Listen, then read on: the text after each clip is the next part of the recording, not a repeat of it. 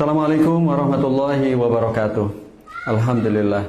Wassalatu wassalamu ala rasulillah wa ala alihi wa sahbihi wa man tabi'a hudah. Rabbi syrah lana sudurana wa yassir lana umurana wahlul 'uqdatam min lisanina yafqahu qawlana.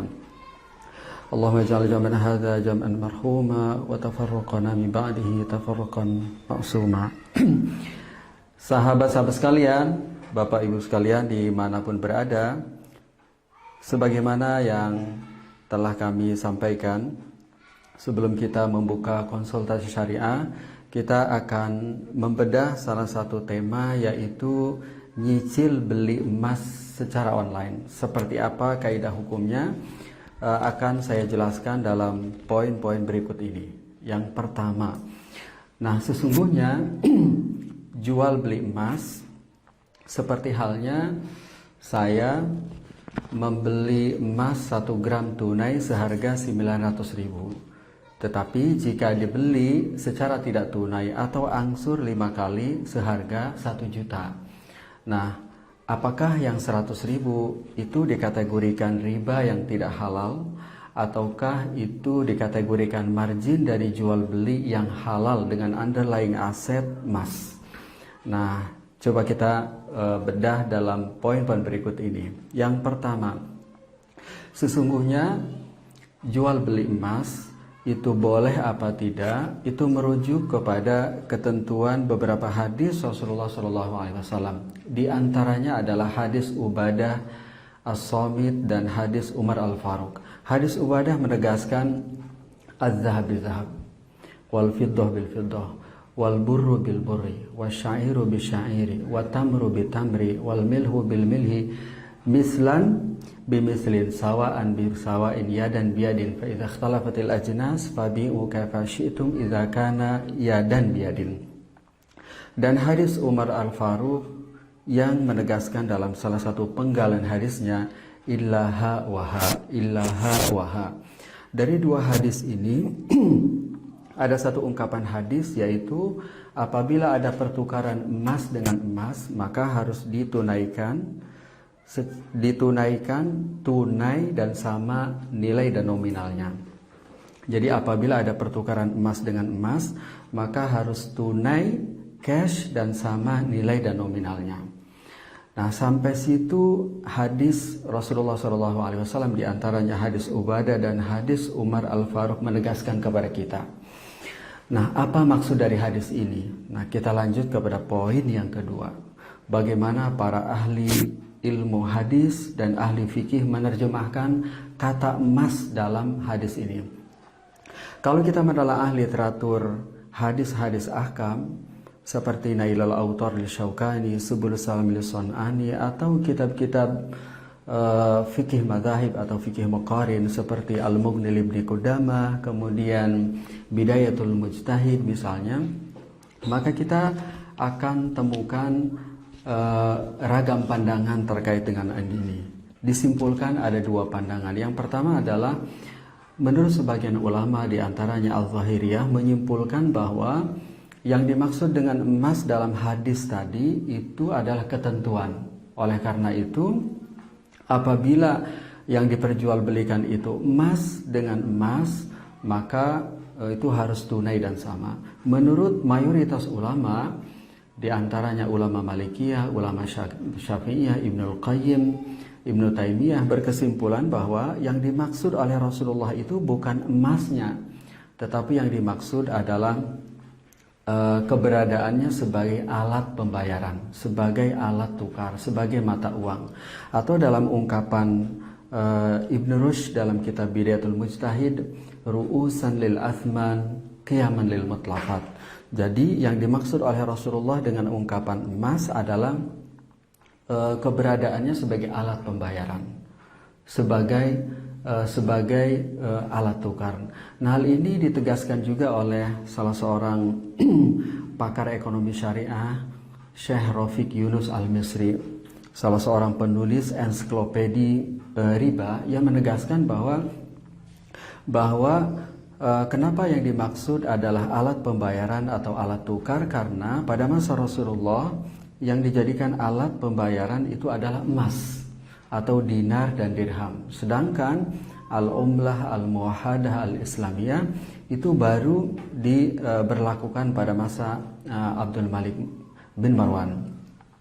Itu yang kedua. Nah, yang ketiga, berdasarkan ijtihad dari Imam Malik dan Imam Syafi'i yang berkesimpulan bahwa maksud emas itu adalah alat pembayaran, adalah Ibnul Qayyim dan Ibnu Taimiyah berijtihad bahwa perhiasan atau huli itu boleh diperjualbelikan secara tidak tunai karena sudah keluar dari keberadaannya sebagai alat pembayaran, karena tidak ada yang menjadikan perhiasan perempuan itu sebagai alat pembayaran. Membeli sesuatu dengan perhiasan perempuan nggak ada, karena dia sudah berubah menjadi perhiasan, maka sudah tidak lagi sebagai alat pembayaran dan boleh dipertukarkan secara tidak tunai. Atau dalam ungkapan Ibnul Qayyim dan Ibnu Taimiyah, illa ma akhrajathu san'ah, illa ma akhrajathu as-san'ah. Nah, poin yang selanjutnya adalah beberapa ulama kontemporer, misalnya seperti Syekh Sulaiman Mani, itu menegaskan bahwa apabila ada emas seperti perhiasan yang tidak lagi diperlakukan oleh masyarakat sebagai alat tukar tetapi sebagai komoditi, maka itu diperlakukan layaknya komoditi yang lain, maka boleh diperjualbelikan secara tidak tunai. Jadi kalau kita beli emas, baik logam mulia ataupun perhiasan, maka boleh dipertukarkan secara tidak tunai, secara angsur, secara tangguh, karena emas ini bukan emas pada masa Rasulullah, karena emas ini adalah komoditi atau sil'ah. Itulah yang ditegaskan oleh Syekh Sulaiman dan Mani. Nah, atas dasar itulah otoritas fatwa di Indonesia termasuk Dewan Syariah Nasional MUI berkesimpulan bahwa emas baik logam mulia ataupun perhiasan itu boleh dipertukarkan secara tunai atau tidak tunai, secara angsur ataupun tangguh, karena sudah keluar dari maknanya sebagai alat pembayaran tetapi sebagai sil'ah. Dan itu merujuk kepada uruf atau kelaziman atau pandangan masyarakat pada umumnya bahwa emas baik logam mulia ataupun perhiasan itu tidak lagi dipandang oleh masyarakat sebagai alat tukar tetapi sebagai komoditi. Nah, demikian sahabat-sahabat sekalian kajian pembuka tentang cicil beli emas yang disimpulkan dalam fatwa Dewan Syariah Nasional MUI nomor 77. Itu boleh diperjualbelikan secara tidak tunai atau secara angsur, dan kelebihan yang didapatkan oleh penjual itu adalah margin dari jual beli yang halal. Baik, sahabat sekalian, kita lanjutkan kepada konsultasi syariah. Kita mulai dengan pertanyaan pertama ya. Assalamualaikum Ustadz, bagaimana hukum investasi logam mulia? Dari Pak Ferry di Bekasi. Ulangi ya. Ustadz, bagaimana hukum investasi logam mulia? Dari Pak Ferry di Bekasi.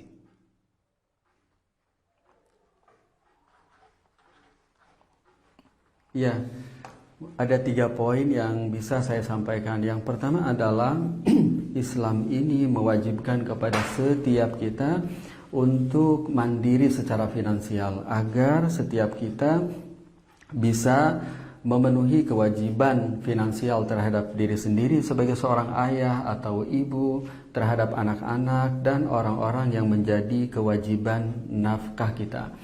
Nah, yang kedua, bahkan syariat Islam ini juga menganjurkan kepada kita agar kita tidak hanya memikirkan kewajiban saat ini tetapi juga kewajiban jangka panjang. Oleh karena itu, setiap kita itu diperintahkan oleh Islam ini untuk memitigasi, menyiapkan tabungan atau meningkatkan kemampuan finansial agar kita bisa membiayai kebutuhan saat ini dan jangka panjang, termasuk investasi. Nah, dalam beberapa hadisnya Rasulullah SAW menggambarkan, di antaranya menggambarkan laki-laki yang mengambil kayu dari gunung, kemudian dia pikul di atas pundaknya, dia jual, itu lebih baik daripada meminta kepada orang lain diberi atau tidak diberi. Dan hadis-hadis lain yang menegaskan bahwa kita ini kudu mandiri secara finansial, dan apapun profesinya yang penting halal itu lebih baik. Nah, termasuk investasi. Yang ketiga, termasuk logam mulia itu boleh menjadi objek investasi karena tidak ada nas atau dalil yang melarang untuk investasi logam mulia.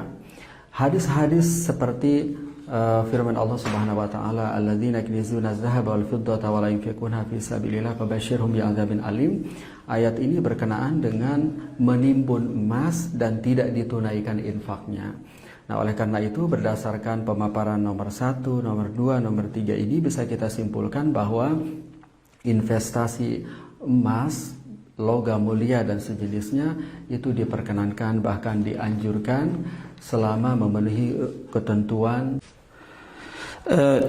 Ustadz, bagaimana jual beli emas tidak tunai atau tunai dalam kondisi pandemi saat ini yang ekonomi sulit? Dari Pak Muhammad Ansori. Iya, Pak Muhammad, Pak Ansori, sebagaimana yang saya sampaikan tadi bahwa emas baik logam mulia ataupun perhiasan itu boleh diperjualbelikan secara tidak tunai. Jadi, termasuk juga menggunakan media online. Nah, karena apa? Karena emas kedua-duanya baik logam mulia ataupun perhiasan ditreatment sebagai sil'ah. Nah, merujuk kepada pandangan sebagian para ulama termasuk Imam Syafi'i dan Imam Malik yang menyimpulkan bahwa ilat manat emas itu adalah ru'usan lil athman qiyaman lil mutlaqat, termasuk juga pendapat Syekh Sulaiman Mani dan As-Sa'di yang memperkenankan emas saat ini diperjualbelikan secara tidak tunai.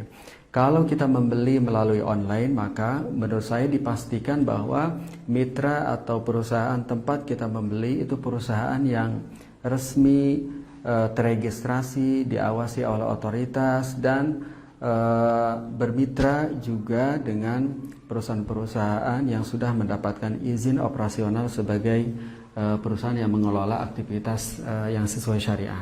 Demikian ya Pak Ansori. Ustadz, bagaimana hukum menabung emas di Pegadaian? Dari Bu Dewi. Ya, ini Bu Dewi nanti bisa tanyakan, menabung ini maksudnya apakah kita tiap bulan itu nabung 1 juta, 1 juta, 1 juta, nanti setelah mencapai nilai sekian baru dibelikan emas, ataukah yang dimaksud adalah kita setiap bulan 1 juta baru dikonversi.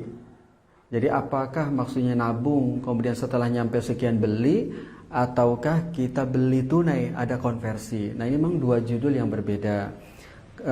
Nabung untuk beli emas sebenarnya nggak ada masalah. Yang jelas clear dulu nih. Jadi apakah nabung kemudian dibelikan emas, ataukah kita beli dan dikonversi menjadi emas. Nah, salah satu kaidahnya adalah bahwa itu diperkenankan. Yang pertama, objek yang kita beli itu ada kalau jual belinya tunai. Kalau tidak tunai, maka bisa diserah terimakan. Jadi jangan sampai emasnya ini bodong, fiktif gitu, itu dulu. Nah, biasanya ini termitigasi kalau perusahaannya ini diawasi, itu memitigasi risiko penyimpangan. Nah, yang kedua, kalau ijab qabul. Ijab qabul itu kan isinya yang penting emas yang dibeli itu berapa nilainya, berapa karat, di mana diserah terimakan, bagaimana diserah terimakan. Nah, ketentuan itu bisa lisan, bisa tulisan, bisa ketentuan dalam platform. Nah, itu diperkenankan. Ijab qabul itu sah.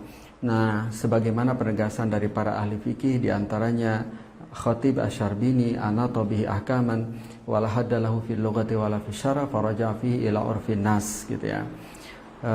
Demikian ya. Terus Ustadz, apakah boleh membeli emas yang dikirim via ekspedisi? Jadi ada delay waktu antara transfer uang dan menerima barang karena emasnya di luar kota, dari Bu Oci.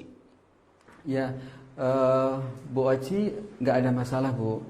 Jadi jual beli emas tidak tunai, hari ini kita transfer, kemudian dikirim beberapa hari kemudian seperti pre-order atau dengan akad-akad lain yang tidak tunai, nggak ada masalah. Karena sudah kita simpulkan bahwa menurut sebagian para ulama seperti Syekh Sulaiman Mani, As-Sa'di, itu juga Fatwa Dewan Syariah Nasional MUI nomor 77 itu membolehkan jual beli emas secara tangguh. Nah, selanjutnya ini memang pertimbangannya risiko nih. Nah, pertimbangan risiko, risk impact, financing impact, pertimbangan bahwa emasnya ada apa enggak nih gitu. Mitra kita ini wujud apa enggak? Jangan-jangan bodong, jangan. Nah, itu masuk di area risiko, memastikan mitra bisnis kita ini memang ada, amanah gitu. Kalau itu terpenuhi secara syariah, jual beli emas secara tangguh, tidak tunai, berangsur, itu diperkenankan ya. Ustadz izin bertanya, bagaimana kami menyikapi perbedaan pendapat ulama tentang investasi emas atau cicil emas? Mana yang harus kami pilih Ustadz? Dari Pak Eido di Surabaya. Ya, Pak Edo di Surabaya memang jual beli emas ini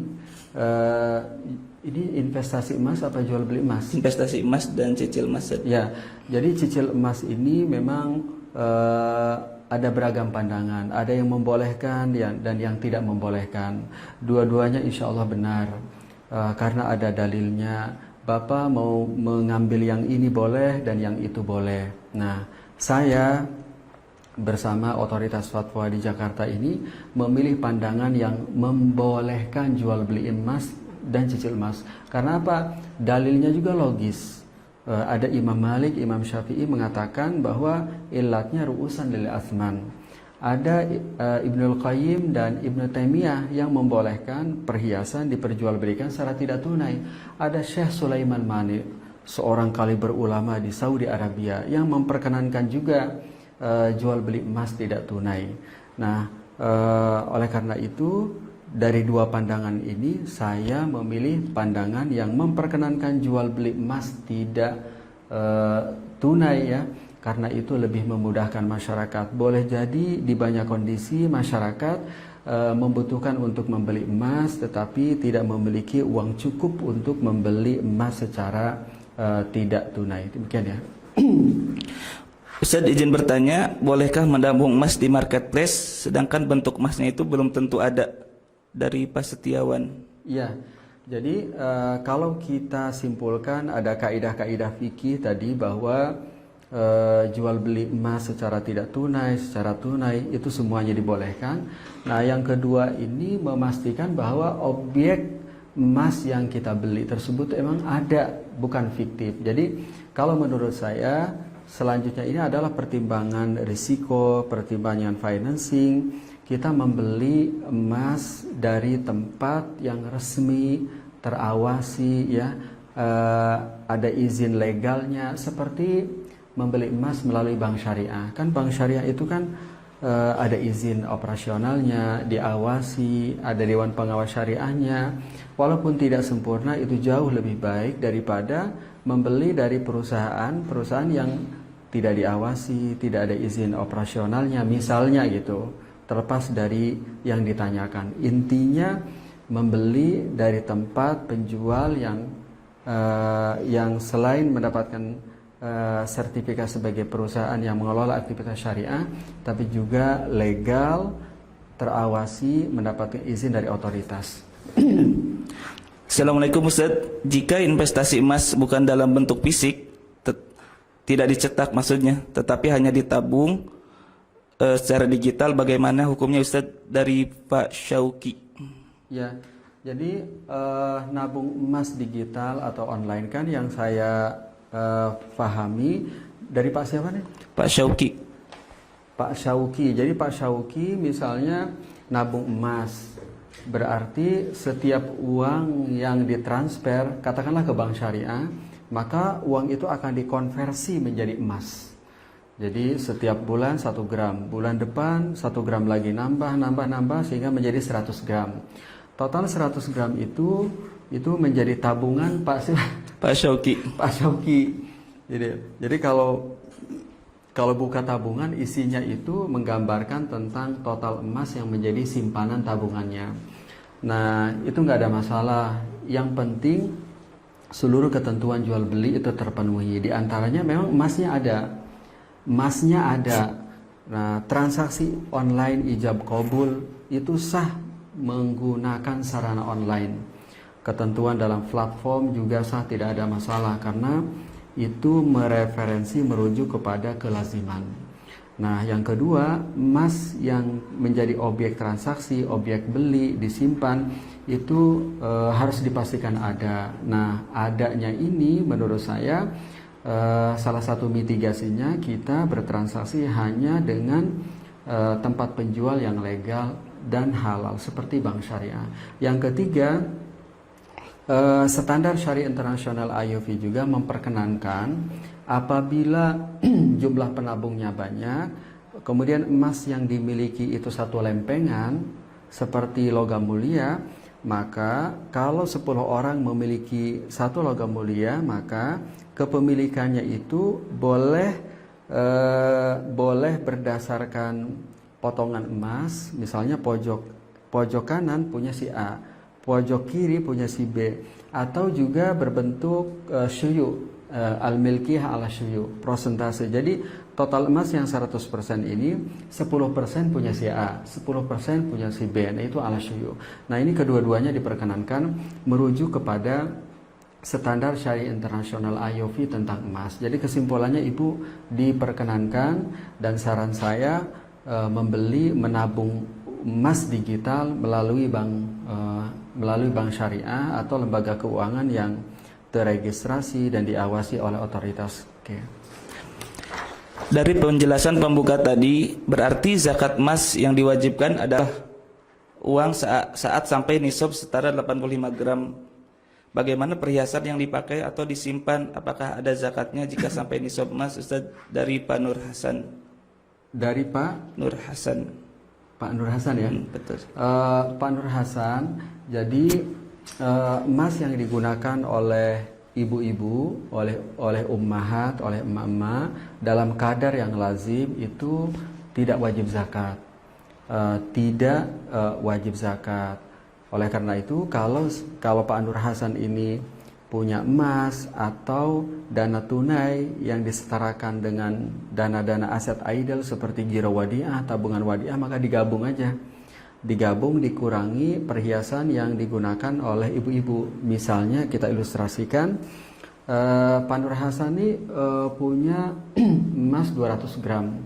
200 gram ternyata yang biasa digunakan oleh ibu-ibu di rumah setiap kali keluar itu misalnya 20 gram. Maka yang wajib zakat adalah 180 gram ditunaikan 2,5% setelah melewati 12 bulan. Semuanya merujuk kepada ketentuan zakat emas dan perak. Cukup sih. Oke, alhamdulillah. Terima kasih sahabat-sahabat sekalian yang telah mengikuti acara ini. Mudah-mudahan Allah Subhanahu wa taala memberkahi kita semua. Saya mohon dimaafkan jika ada kekhilafan, kekurangan saat menyampaikan. Apabila ada yang salah dari saya sendiri, dan apabila ada yang benar itu datang dari Allah Subhanahu wa taala. Dan acara ini terselenggara atas kerjasama Muamalah Daily dengan Likes Literasi Keuangan dan Ekonomi Syariah. Dan Bapak Ibu bisa menyampaikan pertanyaan melalui Instagram Muamalah Daily atau Facebook Muamalah Daily, ataupun bisa menyampaikan pertanyaan melalui call center kami di 0812 8910 5575. Saya ulangi ya, 0812 8910 5575. Nah, mudah-mudahan Allah Subhanahu wa taala memberkahi kita semua, menghimpun hati-hati kita untuk fokus melakukan kebaikan yang diridhoi oleh Allah Subhanahu wa taala. Kita tutup dengan doa kafaratul majelis. Subhanakallahumma bihamdik, asyhadu an la ilaha illa anta, astaghfiruka wa atubu ilaik. Assalamualaikum warahmatullahi wabarakatuh.